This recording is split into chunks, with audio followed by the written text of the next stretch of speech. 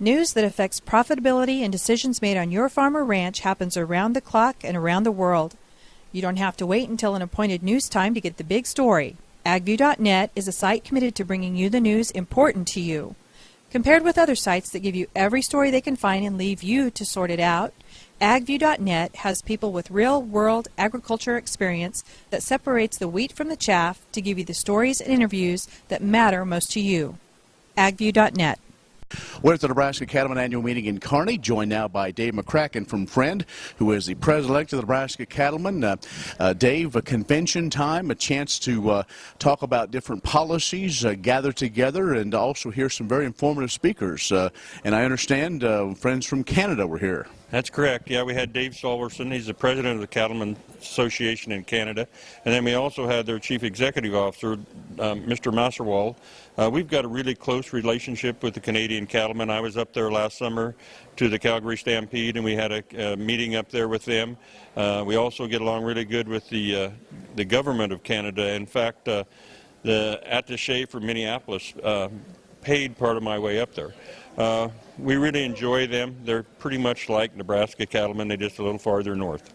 Well, there's obviously a number of issues we'll be discussing here.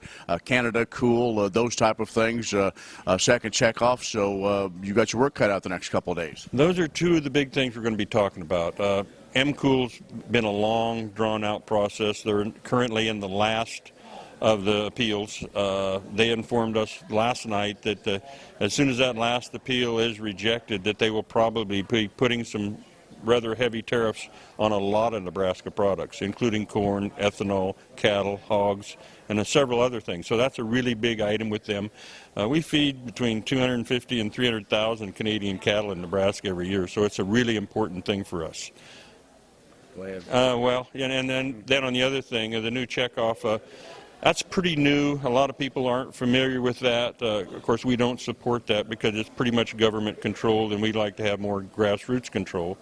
That's a long ways off. We think it's just comment period is just now, and the Waters of the United States comment period is over. We think we've put that off for a while and until there's some better thought process put into it. So those are some of the major things we're going to be talking about at this convention.